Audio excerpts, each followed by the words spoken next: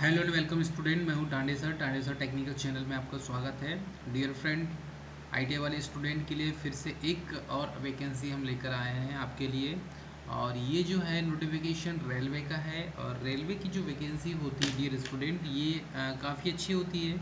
ऐसे स्टूडेंट जिन्होंने ITI complete कर लिया है और जिन्हें अप्रेंटिस करना है रेलवे से, तो रेलवे की वैकेंसी जारी की गई है। यहाँ पर देखेंगे central railway recruitment cell, chief project manager, office building, वेबरीपुर मेट्रो मेलो रोड, सॉरी मुंबई। तो यहाँ पर पीडी मेलो रोड जो मुंबई, मतलब कि ये जो सेंट्रल रेलवे की जो वैकेंसी जारी की गई है मुंबई से जारी की गई है। ठीक है। तो मुंबई जोन से जो वैकेंसी जारी की गई है रेलवे की, ये वैकेंसी इस टाइप से है डियर स्टूडेंट कि ऐसे आईटीआई किए हुए स्टूडेंट जिन्हें जिन्हें रेलवे से अप्रेंटिस करना है, तो रेलवे से अप्रेंटिस करने वाले स्टूडेंट इस वैकेंसी पर ध्यान देंगे। ठीक है। अप्रेंटिसशिप जिसे करना है रेलवे से, तो ये नोटिफिकेशन जारी किया गया है। और जो नोटिफिकेशन की डेट है, नोटिफिकेशन नंबर यहाँ पर लिखा है RC CR88 2024। डेट आप पब्लिश्ड आप 28/8/2023। तो 28/8/2023 को ये नोटिफिकेशन जारी किया गया है। ऐसे स्टूडेंट जिन्होंने अभी तक अप्रेंटिसशिप के लिए कहीं भी फॉर्म नहीं भरा है और जिन्हें रेलवे से अप्रेंटिस करना है, ठीक है। तो जैसे ऐसे स्टूडेंट जिन्हें आईटीआई कंप्लीट करने के बाद जो इलेक्ट्रिशियन से आईटीआई कर लिए हैं, ठीक है, फीटर से आईटीआई कर लिए हैं, टर्नर से आईटीआई कर लिए हैं, ठीक है, वेल्डर से आईटीआई जिनका है, ऐसे स्टूडेंट जिन्होंने अभी तक कोई अप्रेंटिस का फॉर्म नहीं भरा है 2023 में, वो इस फॉर्म को अप्लाई कर सकते हैं। चलिए नोटिफिकेशन जो यहाँ पर डेट दी हुई है उसे देख लेते हैं। Engagement of apprentice under the apprentice act 1961 over central railway. इसमें ओपनिंग ऑफ ऑनलाइन एप्लीकेशन की डेट दी हुई है 29/8/2023 को 11 बजे से स्टार्ट किया गया है। तो ये जो ओपनिंग है, फॉर्म भरने की डेट, ठीक है, फॉर्म भरने की डेट और भरने की डेट स्टार्ट हो चुकी है। यहाँ पर आप फॉर्म भर सकते हैं। 29/8/2023 से ही फॉर्म भरना स्टार्ट हो गया है।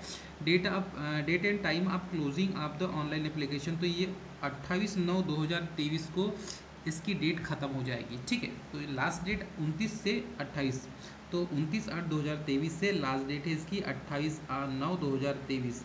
तो ये लास्ट डेट के पहले आप इस फॉर्म को भर देंगे। ऐसे स्टूडेंट जिन्होंने अभी तक फॉर्म नहीं भरा है वो इस फॉर्म को भर दे। ठीक है।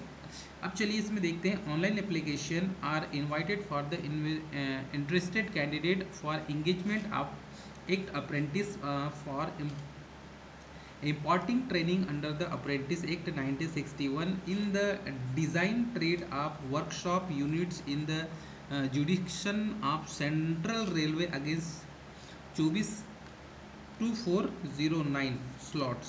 तो ये इतने स्लॉट्स यहाँ पर हैं खाली। Application complete in all respect should be submitted only online till 17 hours of the closing date. तो ये आपको याद रखना है। इसमें 28/9/2023 को, जैसे आपको पता है 12 बजता है, 12 के बाद सीधे 1 बजता है, 2 3 4 5, तो आप लगा लीजिए 12 के बाद 17 बजे, मतलब कि 12 के बाद 13 14 15 16 17, मतलब कि 6 बजे। तो 6 बजे तक इसकी क्लोजिंग डेट है, वो भी 28/8/2023 को, 28/9/2023 को ये इसका क्लोजिंग टाइम है। तो क्लोजिंग टाइम के पहले आपको फॉर्म भर देना है, 6 बजे के पहले आपको फॉर्म सबमिट कर देना है। ठीक है। इसमें एक कैंडिडेट के बारे में कुछ लिखा हुआ है और स्पेशल कुछ नोटिफिकेशन में जारी किया गया है। Candidate should note take cognizant that the fact is a centralized notification for engagement act apprentice under the Apprentice Act 1961, Central Railway units and railway recruitment cell, Central Railway RCCCR has been nominated as nodal agency for obtaining online application. तो ये जो central railway की nodal agency है, ये online application को ही apply, मतलब कि accept करेगी। Online application for from candidates and preparation of their merit list. Candidate can submit their application online only on RRC website www.crr.com. तो इसमें आपको फॉर्म भरना है, ठीक है, फॉर्म भरना है आपको। ये साइट दी है, इस साइट में जाके, इस लिंक में जाके www.crrccr.com में आपको फॉर्म अप्लाई करना है, ठीक है।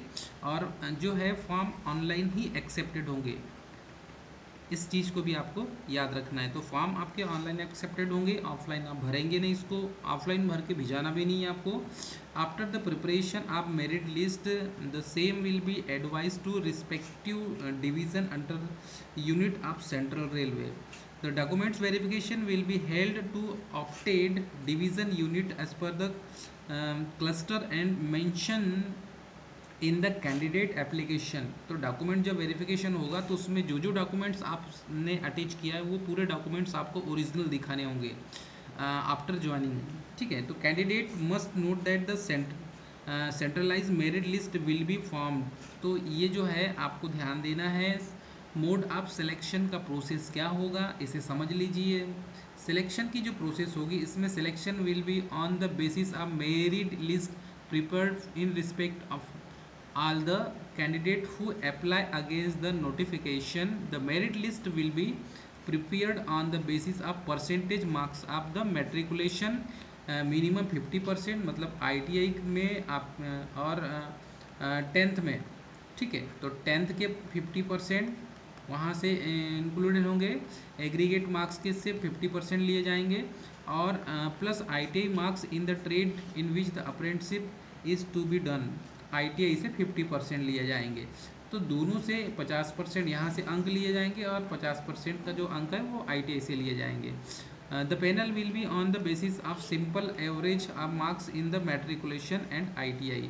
तो यहाँ पर साफ स्पेशल शब्दों में लिख दिया गया है, साफ साफ शब्दों में लिख दिया गया है, ITI 10th का 50% लिया जाएगा और ITI का 50% लिएगा। For the purpose of the calculation percentage of the matriculation mark obtain by the candidate in a subject will be recounted and not on the basis of marks of the subject or a group of the subject like to 5 etc। तो यहाँ पर mention कर दिया गया है, इतनी चीज़ों को आपको यहाँ पर फुलफिल करना होगा, स्पेसिफाई करना होगा। बहुत सारी चीज़ें इसमें लिखी हुई है। इस PDF को आप डाउनलोड करके हमारे टेलीग्राम चैनल से भी आप देख सकते हैं, और इसको पूरा एक बार केयरफुली रीड कर लें आप। जब तक आप इसको केयरफुली रीड नहीं करेंगे तब तक आपको भी समझ में पूरा नहीं आएगा, ठीक है। RRC does not accept any responsibility for the candidate. बहुत से स्टूडेंट ऐसे हैं जिन्होंने फॉर्म भरने के लिए वो पहले पूछते हैं कि सर ये फॉर्म कहाँ से भराएगा। तो ये एक सूचना है, एक नोटिफिकेशन है कि ये वैकेंसी जारी की गई है। आपको फॉर्म भरने के लिए आपके निकटतम जो कैफ़े है वो कैफ़े में जाना है आपको, ठीक है। कैफ़े में जाना है या ऑनलाइन सेंटर में जाना है, ऑनलाइन सेंटर में, वहाँ पर जाके डियर स्टूडेंट आप फॉर्म भरवाएंगे, ठीक है। आपको स्वयं फॉर्म नहीं भरना है। यदि आपको फॉर्म भरते नहीं आता, इसकी प्रोसीजर नहीं पता, तो आप सीधे कैफ़े जाइए, ऑनलाइन सेंटर जाइए और वहाँ से इस फॉर्म को अप्लाई कीजिए, ठीक है। क्योंकि आपके पास, यदि आपके पास ये सर्टिफिकेट है तो आपको इसकी जो है इसका प्लस पॉइंट ये होगा कि आपको रिक्रूटमेंट में आपको सहूलियत जाएगी, ठीक है। RRC does not accept any responsibility for the candidate not being able to submit their application within the last date। तो लास्ट डेट में आप यदि फॉर्म भरेंगे तो इसके लिए रिस्पॉन्सिबल RRC नहीं होगा, ठीक है, on account of the afforded reason और any other of the reason. तो आपके कोई भी रीज़न होंगे वो उनसे उनको कोई लेना देना नहीं है RRC को। आपको टाइमिंग पे जो 6 बजे है, ठीक है, 6 बजे का जो टाइम है 28/9/2023 तक इस फॉर्म को आप 6 बजे तक इसको अप्लाई कर दें। Candidate have to choose only one cluster. She can give the preference for the unit falling with in the geographical judicial on the cluster only. तो क्लस्टर एंड यूनिट, तो ये जो है इसका जो बेसिकली किस किस जोन से निकला है, तो ये मुंबई जोन से निकला हुआ है। इसमें आप देख लीजिए कौन कौन सी पोस्ट के लिए यहाँ पर आप अप्लाई कर सकते हैं। तो इसमें कार्ट्रिज एंड वैगन के लिए है, कल्याण डीजल के लिए है, ठीक है, कुर्ला डीजल शेड के लिए है, एसआर डीडी कल्याण के लिए, डीडी कुर्ला के लिए, and Parel workshop Matunga workshop and S N T workshop Byculla. ये इतने सारे जो है यूनिट्स हैं, इन यूनिट्स में ही आपको ट्रेनिंग करना है। तो आपकी जो ट्रेनिंग होगी इन्हीं यूनिट्स में होगी, ठीक है। ये जो यूनिट्स हैं इसी यूनिट्स में आपकी ट्रेनिंग होगी, ठीक है, यहीं पर आपकी ट्रेनिंग होगी। चलिए अब देख लेते हैं। अब क्लस्टर, अलग अलग क्लस्टर में देखो, मुंबई क्लस्टर में यहाँ पर दिया है 1 2 3 4 5 6 7 8। तो मुंबई में यदि आप ट्रेनिंग करेंगे, यदि मुंबई के लिए आप भरते हैं, ठीक है, मुंबई के लिए भरते हैं तो आपको इन क्लस्टर में आपकी ट्रेनिंग होगी। वैसे ही देखेंगे तो क्लस्टर भुसावल के लिए, तो भुसावल क्लस्टर में देखेंगे तो इसमें यूनिट्स दिया है, कार्ट्रिज एंड वैगन डिपार्टमेंट में आपकी ट्रेनिंग होगी, ठीक है। उसके बाद इलेक्ट्रो लोको शेड भुसावल में ट्रेनिंग होगी आपकी, फिर इलेक्ट्रिक लोकोमोटिव वर्कशॉप भुसावल में ट्रेनिंग होगी आपकी, फिर है मैनमाड वर्कशॉप में, TMW नासिक रोड में यहाँ पर भी वर्कशॉप है। ये ऐसे 4-5 वर्कशॉप है भुसावल में। तो इस भुसावल की जो यूनिट है, ये यूनिट्स में आपको ट्रेनिंग करना होगा, ठीक है। चलिए उसके बाद देखते हैं पुणे। तो पुणे में कार्ट्रिज एंड वैगन डिपार्टमेंट में यहाँ से ट्रेनिंग होगी आपकी, डीजल लोको शेड में से ट्रेनिंग होगी। दो इसमें क्लस्टर दिया है पुणे में, और पुणे में जो यूनिट है सिर्फ 2 ही यूनिट है इसमें। अब देखते हैं, चलिए पास में नागपुर की बात करते हैं। तो नागपुर में इलेक्ट्रिक लोको शेड अंजनी में है, और कार्ट्रिज वैगन डिपार्टमेंट ये भी नागपुर में ही है। तो इसमें इसकी 2 यूनिट्स हैं, तो ये 2 यूनिट्स में यहीं पर ट्रेनिंग होगी। उसके बाद सोलापुर में देखेंगे तो कार्ट्रिज वैगन डिपार्टमेंट यहाँ ट्रेनिंग होगी, और कुर्डुवाडी वर्कशॉप, ये दोनों में ये 2 यूनिट है यहाँ पर, ठीक है। इन दोनों यूनिट्स में आपकी ट्रेनिंग होगी। तो देखेंगे तो यहाँ पर एक तो मुंबई हो गया, दूसरा भुसावल, तीसरा पुणे, चौथा नागपुर, ठीक है। ये सेकंड हो गया भुसावल, तीसरा पुणे, चौथा नागपुर और पांचवा सोलापुर। तो ये 4 इसके क्लस्टर दिए हुए हैं, चारों क्लस्टर में आपकी ट्रेनिंग होगी, ठीक है। चलिए यहाँ पर कुछ इम्पोर्टेंट नोट्स लिखे हुए हैं, इसे आपको समझा दें। Please go through the available training slots given below the vice, ठीक है। You are IT trade tropically and select the cluster and the unit accordingly. It should not happen that you select a cluster or unit where is no training slot requirement for your ITA trade. In such a situation, your application may eventually become meaningless. You, ठीक है, आपको cluster selected करना बहुत ज़रूरी है कि आपको Pune cluster में करना है, नागपुर में करना है या सोलापुर में करना है, ठीक है। ये आपको यहाँ पर मेंशन करना है। As you would not be allowed to make any changes after the final submission, ठीक है। फाइनल सबमिशन में फिर आप चेंजेस नहीं कर सकते। Moreover you are also not allowed to make subsequently and multiple application as and such and eventually। तो आप सिर्फ एक क्लस्टर के लिए ही फॉर्म को अप्लाई करेंगे, 3-4 क्लस्टर में फॉर्म को अप्लाई नहीं कर सकते, अदरवाइज आपका application of your shall be summarily rejected हो जाएगा।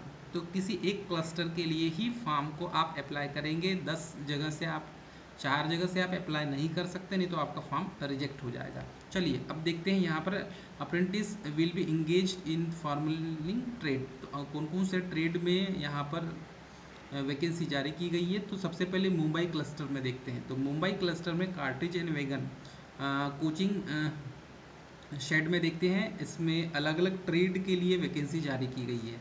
सबसे पहले देखेंगे फीटर ट्रेड की बात करें तो फीटर ट्रेड में टोटल यहाँ पर जो पोस्ट दिया हुआ है, टोटल पोस्ट यदि हम इसको ये करें तो फीटर में देखो यूआर में 92 पोस्ट है, ओबीसी में 49 है, एससी में 27 है, एसटी में 14 है और जो टोटल पोस्ट है 182 है। फीटर की सिर्फ 182 पोस्ट है, ठीक है।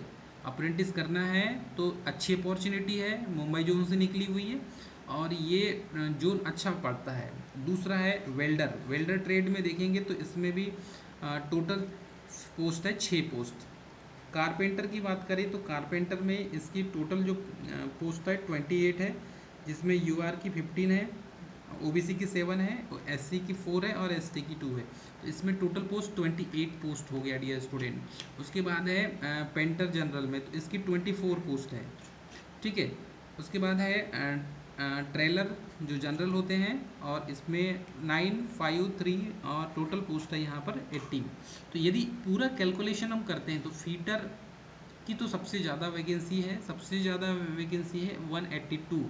अब इसके लिए क्राइटेरिया क्या रखा गया, तो आपका ITI pass in trade to be eligible for the consideration, मतलब आपके पास फीटर का सर्टिफिकेट होना चाहिए। आईटीआई जिसका फीटर से 2 साल का है, ट्रेनिंग ऑफ पीरियड 1 ईयर का है, ठीक है, 1 साल का है, और आपको इसके लिए स्टाइफंड भी मिलेगा। एक चीज़ याद रखेंगे, ठीक। तो ये टोटल पोस्ट जो हो गई, ये 258 पोस्ट सिर्फ मुंबई क्लस्टर के लिए निकली है, ठीक है, मुंबई क्लस्टर के लिए निकली है। चलिए इसके बाद देखते हैं कल्याण डीजल सेट के लिए। तो कल्याण डीजल सेट की बात करें तो यहाँ पर भी इसकी ज़्यादा पोस्ट, एक हिसाब से देखा जाए तो अच्छी पोस्ट है इसमें कल्याण डीजल सेट के लिए। इसमें इलेक्ट्रीशियन की 11 पोस्ट निकली है, ठीक है, यूआर की 5 है, ओबीसी की 3 है, एससी की 2 है, एसटी की 1 है। इसमें भी आपका इलेक्ट्रीशियन से आईटीआई कंप्लीट होना चाहिए, 2 साल का आपका जो है आईटीआई वो कंप्लीट होना चाहिए। ट्रेनिंग पीरियड है 1 ईयर का। मशीनिस्ट की बात करें हम तो मशीनिस्ट में एक ही पोस्ट है, वेल्डर में 1 पोस्ट है, और programming system and administration assistant के लिए इसमें 4 पोस्ट दिया हुआ है। इसके लिए जो क्वालिफिकेशन है कंप्यूटर ऑपरेटर प्रोग्रामिंग असिस्टेंट की आपके पास आईटीआई का सर्टिफिकेट होना चाहिए, ठीक है। मैकेनिक डीजल की पोस्ट है टोटल 33 पोस्ट मैकेनिक डीजल की, और इसके पास आपको आईटीआई का सर्टिफिकेट मैकेनिक डीजल का होना चाहिए, 1 ईयर का ट्रेनिंग है। तो टोटल पोस्ट हो गई यहाँ पर 50, टोटल 50 पोस्ट हो गई। उसके बाद देखें कुर्ला डीजल सेट के लिए, इसमें इलेक्ट्रीशियन की 24 पोस्ट है, मैकेनिक डीजल की इसमें 36 पोस्ट है। इलेक्ट्रीशियन से आपका आईटीआई कंप्लीट होना चाहिए, डीजल मैकेनिक से आपका 1 ईयर आईटीआई कंप्लीट होना चाहिए, 1 ईयर का ट्रेनिंग पीरियड है। टोटल पोस्ट यहाँ पर दिया 60 यदि कैलकुलेशन करते हैं तो इलेक्ट्रीशियन, फीटर और डीजल मैकेनिक की सबसे ज़्यादा वैकेंसी है, ठीक है। चलिए अब यदि हम देखें यहाँ पे तो कल्याण के लिए, मुंबई क्लस्टर में कल्याण के लिए ट्रेड यदि बात करें तो फीडर की 62 पोस्ट है, टर्नर की यहाँ पर 10 पोस्ट है, वेल्डर गैस इलेक्ट्रिक की 10 पोस्ट है, इलेक्ट्रीशियन की 62 पोस्ट है। मैक्सिमम सबसे ज़्यादा तो इलेक्ट्रीशियन, फीटर, वेल्डर इनकी पोस्ट सबसे ज़्यादा होती है। मशीनिस्ट की 5 पोस्ट है, ठीक है। उसके बाद यदि हम देखें यहाँ पे तो आपको देखने मिलेगा इंस्ट्रूमेंट मैकेनिक की भी अच्छी पोस्ट है यहाँ पर। इंस्ट्रूमेंट मैकेनिक 5 पोस्ट है, लेबोरेटरी 5 पोस्ट है, इलेक्ट्रॉनिक मैकेनिक 20 पोस्ट है। तो ऐसा नहीं है कि इलेक्ट्रीशियन, फीटर, वेल्डर, टर्नर की ही वैकेंसी इसमें अलग ट्रेड की भी वैकेंसी जारी की गई। तो टोटल पोस्ट तो यहाँ पर हो गई 179, ठीक है, ये टोटल है, ग्रैंड टोटल 179। क्राइटेरिया वही रहेगा, आईटीआई सर्टिफिकेट आपके पास होना चाहिए। कुर्ला के लिए फीटर की पोस्ट है 90 पोस्ट है, टर्नल की 6 पोस्ट है, वेल्डर की यहाँ पर 3 पोस्ट है, इलेक्ट्रीशियन की 93 पोस्ट है। तो टोटल यहाँ पर हो गई पोस्ट, टोटल पोस्ट हो गई 192। सर्टिफिकेट आपके पास फीटर का होना चाहिए, टर्नर का होना चाहिए आईटीआई, और वेल्डर गैस का और इलेक्ट्रीशियन का 2 ईयर का सर्टिफिकेट आपके पास होना चाहिए। ट्रेनिंग का पीरियड 1 ईयर का ही होगा, एज अ सेम कॉमन रहेगा सभी के लिए। उसके बाद है पैरल वर्कशॉप, ठीक है। तो पैरेलल वर्कशॉप के लिए यदि हम देखें तो यहाँ पर भी फीटर की है 50 पोस्ट है, मशीनिस्ट की 25 पोस्ट है, शीट मेटल वर्कर के लिए 20 पोस्ट है, वेल्डर के गैस के लिए 41 पोस्ट है, इलेक्ट्रीशियन की 44 पोस्ट है। It is very important electrician की और ये फीटर की, क्योंकि सबसे ज़्यादा इलेक्ट्रीशियन फीटर से ही बच्चे आईटीआई करते हैं, ठीक है। फिर 44 पोस्ट है। कारपेंटर की 9 पोस्ट है, मैकेनिक मशीन टूल्स मेंटेनेंस की 28 पोस्ट है, कंप्यूटर प्रोग्रामिंग ऑपरेटर की 20 पोस्ट है, मशीनिस्ट मोटर व्हीकल की 10 पोस्ट है। इन सभी में आईटीआई सर्टिफिकेट पूरा कंप्लीट होना चाहिए। फॉर्म भरते समय आपके पास आईटीआई कंप्लीट होना चाहिए, तभी आप फॉर्म अप्लाई कर सकते हैं। डीजल पेंटर के एक 5 पोस्ट है, क्योंकि बहुत से स्टूडेंट को अपेयरिंग वाले भी फॉर्म भरने के लिए सोचते हैं, लेकिन ध्यान रहे जिसका आईटीआई कंप्लीट है, जिसके पास मार्कशीट दोनों साल की आ चुकी है, वही इस फॉर्म को अप्लाई करेंगे। तो आईटीआई कंप्लीट स्टूडेंट ही, कंप्लीटेड होना चाहिए स्टूडेंट ही फॉर्म भरेंगे, ठीक है, फॉर्म अप्लाई करेंगे। ये चीज़ आप याद रखेंगे। तो टोटल पोस्ट है यहाँ पर 303, ग्रैंड टोटल 303 पोस्ट है। ये अच्छी अपॉर्चुनिटी है आईटीआई वाले स्टूडेंट के लिए। इतनी वैकेंसी बल्क में कभी आती नहीं है अप्रेंटिस की, और निकली है तो इसका पूरा उपयोग करें आप। मशीनिस्ट की यहाँ पर 24 पोस्ट है। ये हो गया माटुंगा वर्कशॉप के लिए, ठीक है। फीटर की यहाँ पर 184 पोस्ट है, सबसे ज़्यादा देख लीजिए, मोस्ट इम्पोर्टेंट। फीटर की सबसे ज़्यादा है 184 पोस्ट। कारपेंटर की 118 पोस्ट है। वेल्डर की 51 पोस्ट है। पेंटर की 35 पोस्ट है। इलेक्ट्रीशियन की फिर से देखिए 90 पोस्ट है, मोस्ट इम्पोर्टेंट। इलेक्ट्रीशियन की 90 पोस्ट है। और यहाँ पर टोटल पोस्ट यदि आप देखेंगे तो 547, टोटल पोस्ट 547। आपके पास आईटीआई का सर्टिफिकेट होना चाहिए सभी के लिए, फीटर, कारपेंटर, वेल्डर, इलेक्ट्रीशियन, सभी के पास। ड्यूरेशन वही होगा, ठीक है। तो यहाँ पर अभी आप देखते हैं एसएनटी वर्कशॉप बायकुल्ला की, तो इसमें भी फीटर की है 26 पोस्ट, टर्नर की 6 पोस्ट है, मशीनिस्ट की 5 पोस्ट है, वेल्डर की 8 पोस्ट है, प्रोग्रामिंग की 6 पोस्ट है, इंफॉर्मेशन की 2 पोस्ट है। तो वैकेंसी यदि देखें तो बहुत अच्छी वैकेंसी है इस बार जारी की गई है। टोटल पोस्ट देखेंगे यहाँ पर आप तो 60 पोस्ट है, ठीक है। अब भूसावल क्लस्टर की बात करें, ये तो अभी तक हमने मुंबई क्लस्टर की बात करें, तो भूसावल क्लस्टर की बात करें तो इसमें भी फीटर, वेल्डर, मशीनिस्ट। तो फीटर की यहाँ पर निकली हुई है 107, टोटल पोस्ट कितनी 107, जिसमें यूआर की 54 है, ओबीसी की 29 है, एससी की 16 है, एसटी की 8 पोस्ट है। वेल्डर की यहाँ देखेंगे तो 12 पोस्ट है, मशीनिस्ट की 3 पोस्ट है। तो टोटल पोस्ट हो गई डियर स्टूडेंट 122। तो 122 को तो लेना ही पड़ेगा, और इसमें सीट बढ़ती ही रहती है, लेकिन यहाँ पर भी फिक्स 122 पोस्ट है, ठीक है। आईटीआई पास होना चाहिए एलिजिबल कैंडिडेट के पास, जब फॉर्म भरेंगे तो कंप्लीट होना चाहिए, ठीक है। अनकम्प्लीट वाले इस फॉर्म को अप्लाई नहीं करेंगे, जिसका भी रनिंग चल रहा है वो फॉर्म अप्लाई नहीं कर सकते। फीटर के लिए फीटर की 38 है, इलेक्ट्रीशियन की 38 है, वेल्डर की 4 पोस्ट है इसमें, ठीक है। तो टोटल ग्रैंड टोटल कितना हो गया, यहाँ पर ग्रैंड टोटल हो गया 80 पोस्ट, ठीक। अब देखते हैं भूसावल क्लस्टर में। तो भूसावल क्लस्टर में यदि इलेक्ट्रिक लोकोमोटिव वर्कशॉप की बात करें हम यहाँ पर, तो इलेक्ट्रीशियन की फिर से 56 पोस्ट यहाँ पर दे दी गई है। फीटर की 53 पोस्ट दे दी गई है।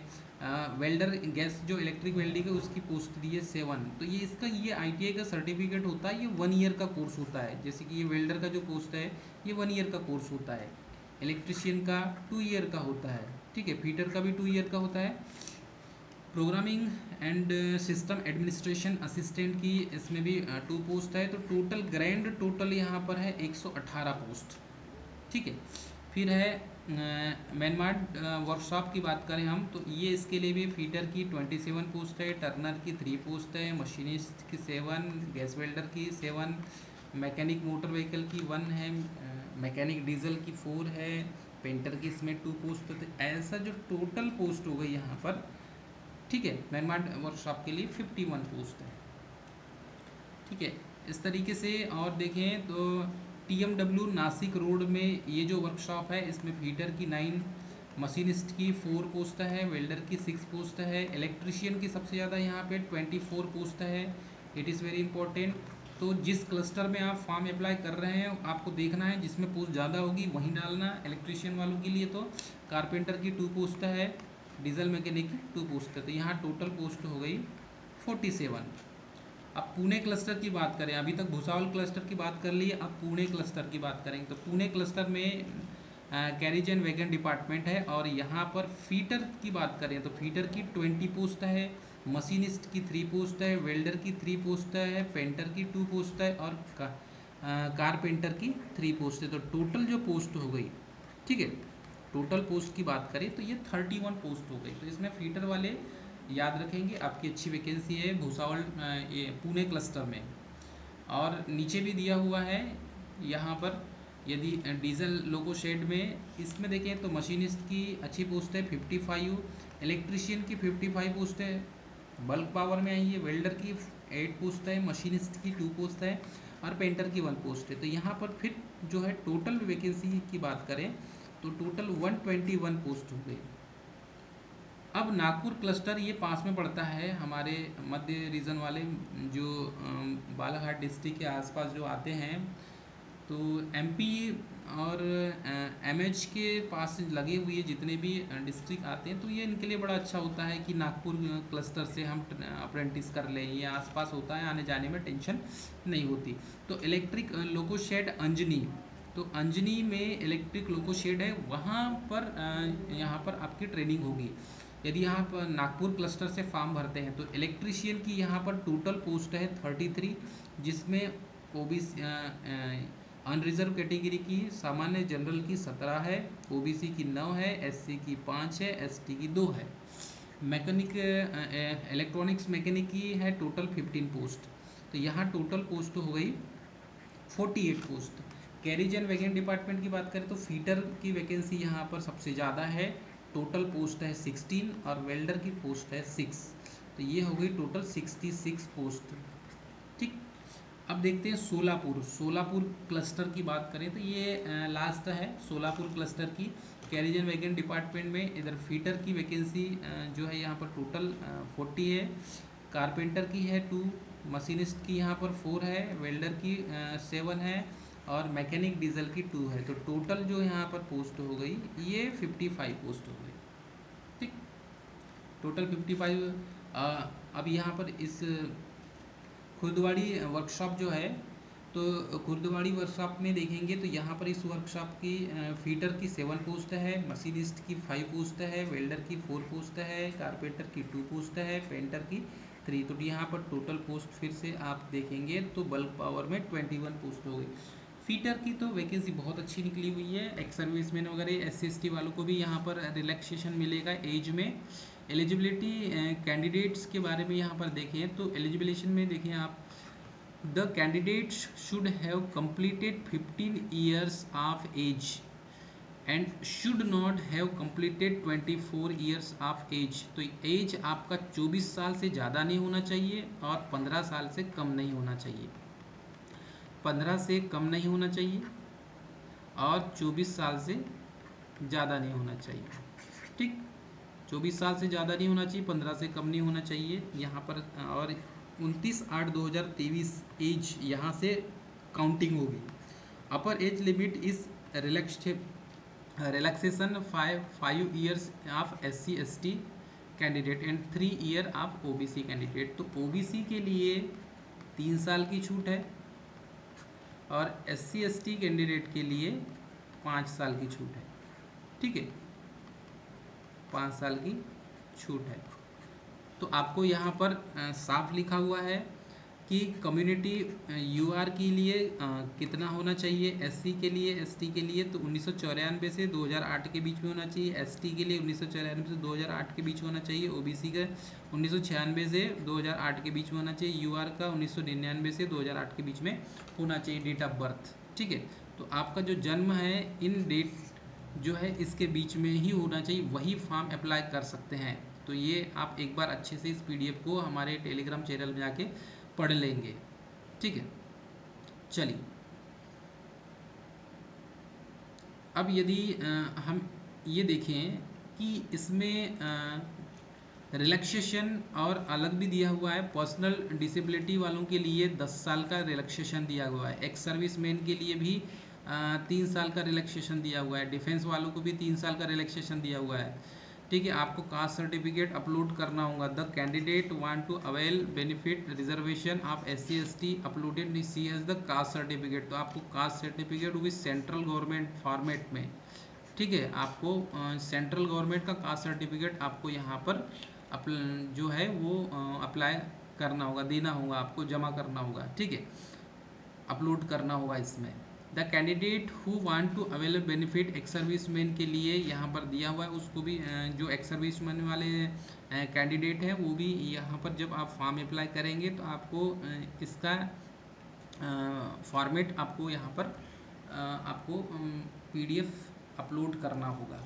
ठीक है, जब आप फॉर्म भरेंगे तो इसमें कुछ एक्स सर्विसमैन के कुछ क्राइटेरिया दिया हुआ है, ये क्राइटेरिया को आप पढ़ लेंगे। उसके बाद है मिनिमम एजुकेशन क्वालिफिकेशन, तो the candidate must have pass 10th class examination और its equivalent under 10+2 examination system. Minimum 50% marks, 50% तो होना ही चाहिए साहब। यदि आपका 10th है, 10th में 50% मार्क्स होना चाहिए, मतलब परसेंटेज 50 होना चाहिए। 49 वाला इस फॉर्म को नहीं भर सकता, किसी के 49% हो गए वो फॉर्म नहीं भर सकता, याद रखेंगे।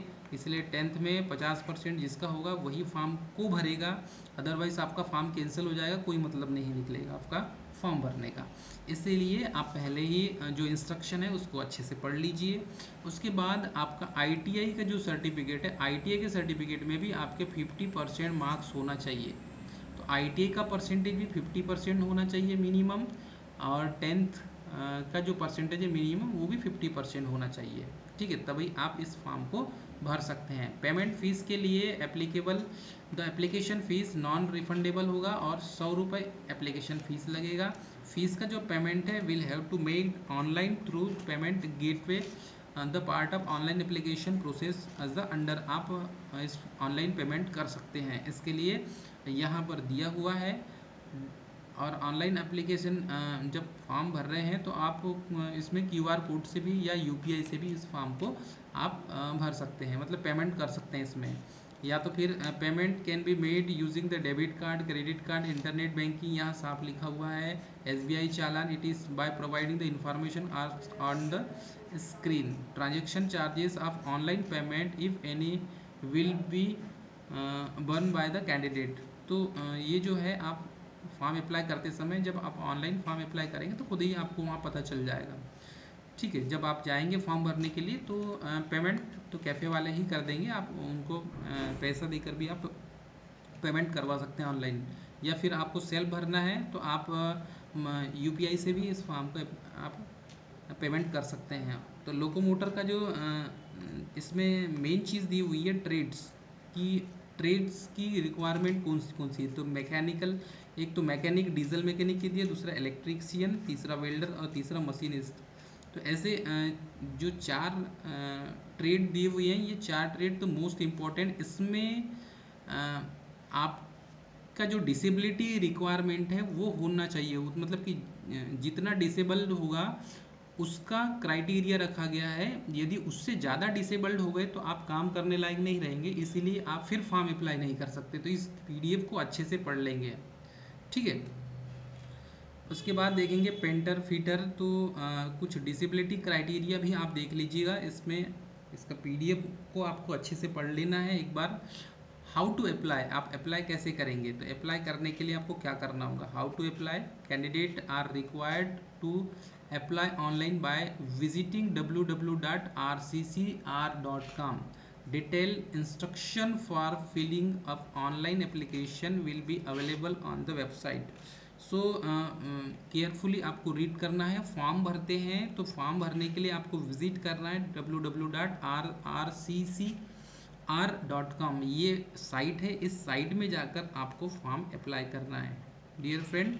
अब ऑनलाइन एप्लीकेशन ही एक्सेप्टेड होगा, ऑफलाइन एप्लीकेशन एक्सेप्टेड नहीं होगा। सेकंड नोटिस ये है कि आपको इस चीज़ को याद रखना है, सिर्फ आप एक ही क्लस्टर के लिए एक समय में अप्लाई कर सकते हैं। 4 जगह से आप 4 क्लस्टर में अप्लाई नहीं करेंगे। Candidate are required to log on the RRCC/CR website. तो ये वेबसाइट है, is provided for filling the online application and fill up the personal detail biodata ETC carefully. तो आपको जो भी डेटा भरना है उसको केयरफुली पढ़ के भरना है अच्छे से। ठीक है, आपके पास आधार कार्ड होना चाहिए, आधार कार्ड नंबर से ही आपका जो है फॉर्म जो है भरा जाएगा। ठीक, इसके साथ में आपकी इनरोलमेंट आईडी जनरेट होगी, प्रिंटेड आपका आधार इनरोलमेंट स्लिप वगैरह, ये सब सारी चीज़ें आपको अपने पास रखना भी है। एटलीस्ट जब ज्वाइनिंग के समय में आपको इन चीज़ों को आपको हार्ड कॉपी मांगी जाएगी।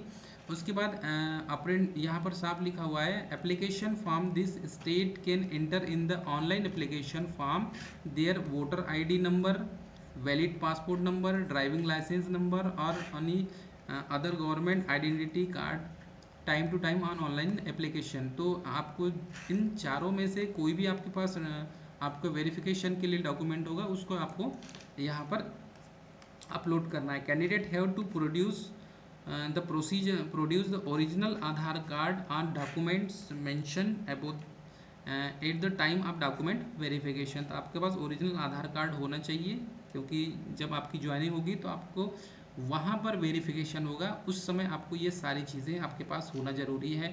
Candidate have to choose only one cluster. यहाँ स्पेशली यदि बोला जाए तो नोटिस में भी दिया हुआ है आपके पास, जब आप फॉर्म भरेंगे तो वैलिड मोबाइल नंबर होना चाहिए, ईमेल आईडी होना चाहिए ऑनलाइन एप्लीकेशन फॉर्म भरते समय, और ये एक्टिव होना चाहिए, चालू होना चाहिए।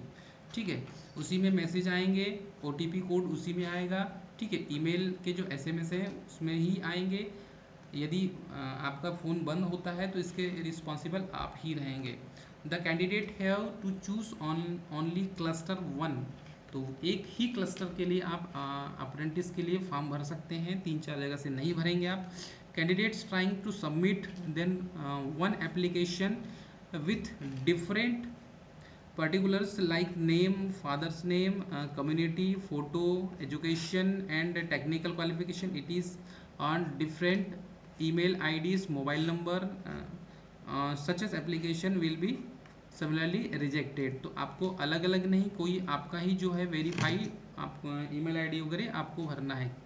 ठीक है, candidate have to keep the print out of their online application I found eligible. She will called for documents verification and print out of online application is required to be produced at time of document verification। तो जो आप form भरेंगे, इस form का जो PDF है, जो print out है हार्ड कॉपी, ये हार्ड कॉपी आपको ज्वाइनिंग के समय में लेकर जाना होगा। जब तक यदि ये आपके पास प्रिंट आउट नहीं है तो आप रिजेक्टेड हो जाएंगे, तो इसीलिए ध्यान रखेंगे, डॉक्यूमेंट्स आपको साथ में लेकर जाना है। Scan photographs, soft copy of photography. तो ये जो है आप देख लीजिए 20 KB टू 70 KB तक आपके डॉक्यूमेंट्स का साइज़ होना चाहिए। फोटोग्राफ के साइज़ होना है 3.5 सेंटीमीटर टू 3.5 सेंटीमीटर ये होना चाहिए, और फॉर्मेट JPG फॉर्मेट में और 100 DPI में होना चाहिए। इतनी चीज़ें यहाँ पर दी हुई है। उसके बाद स्कैन सिग्नेचर फोटोकॉपी जो है आप साइन जो है सिग्नेचर उसका साइज़ दिया हुआ है 3.5 सेंटीमीटर टू 3.5 सेंटीमीटर। तो required uploaded there signature JPG या JPEG फॉर्मेट में होना चाहिए, वो भी 100 DPI का होना चाहिए। ठीक है, और इसके जो KB है 20 KB से 30 KB के बीच में होना चाहिए। ये बहुत ज़रूरी, नहीं तो अपलोड नहीं होता। ठीक है, documents to be uploaded, candidate are required to documents uploaded in the forms. SSC stand आपको 10th की मार्कशीट लगेगी। उसके बाद आपके पास जो ITI का सर्टिफिकेट है वो, और डेट ऑफ बर्थ जो है, मतलब 10th की मार्कशीट में भी डेट ऑफ बर्थ होता है तो आप 10th की मार्कशीट ही लगाएंगे। ठीक है, बर्थ सर्टिफिकेट। तो उसके बाद आपके पास जो ITI अप्रेंटिस सर्टिफिकेट है उसको आपको लगाना है। उसके बाद NCVT प्रोविजनल जो ट्रेड सर्टिफिकेट इशू किया होगा उसको भी लगाना है, और caste certificate for the SC ST OBC candidate के लिए। ठीक है, पेरा नंबर 8.5 को आप अच्छे से पढ़ेंगे तो उसमें दिया हुआ है कि आपको आपका फॉर्मेट कैसा होना चाहिए कास्ट सर्टिफिकेट का। उसके बाद डिसेबिलिटी जो सर्टिफिकेट है PWD सर्टिफिकेट, ये भी आपको अटैच करना है। डिस्चार्ज सर्टिफिकेट भी आप करना है एक्स सर्विसमैन के लिए। ठीक है, उसके बाद डॉक्यूमेंट्स मस्ट अपलोड करना है आपको, जितने भी डॉक्यूमेंट है पूरा अच्छे से आपको अपलोड करना है ताकि आपका फॉर्म रिजेक्ट ना हो। तो अपलोड करते समय आप एक बार चेक कर लीजिए कि आपके डॉक्यूमेंट सही है या नहीं है। फिर लास्ट डेट आप रिसिप्ट ऑफ द एप्लीकेशन। तो आपके एप्लीकेशन की लास्ट डेट क्या है? Through the online application complete in all respect can be submitted through the online process to RRC up 28/9/2023 17 hours, मतलब कि 6 बजे तक, 6 बजे तक 28/9/2023 को आपको फॉर्म भर देना है। Physical copy of the application is required to be send the RRC even if it is received, no cognize will be given to it. तो आपके ज्वाइनिंग के समय में ये जो हार्ड कॉपी है आपसे मांगा जाएगा, जो फॉर्म भरा है उसको आपको संभाल कर रखना है। ट्रेनिंग पीरियड एंड स्टाइफंड कितनी मिलेगी, तो ये अप्रेंटिस एक्ट 1961 के अनुसार act apprentice will be paid stipend as per the RBE number, ठीक है, डेटेड 26/11/2019। ये पैरा पढ़ेंगे तो यहाँ पर जितना भी स्टाइफंड होगा, और वो स्टाइफंड होगा नेशनल और स्टेट सर्टिफिकेट होल्डर के लिए 7,000 पर मंथ। तो पर जो स्टाइफंड मिलेगा आपको, स्टाइफंड ये 7,000 पर मंथ मिलेगा आपको डियर स्टूडेंट,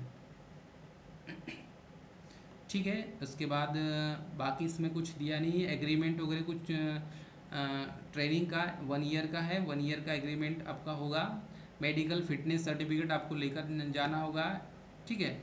हेल्प डेस्क के लिए आप यहाँ पर पूछ सकते हैं। और उसके बाद यदि हम देखें तो बाकी इसमें फिर कुछ नहीं है, इस PDF को आप अच्छे से और पढ़ लेंगे। तो ये तो था डियर स्टूडेंट आपके लिए।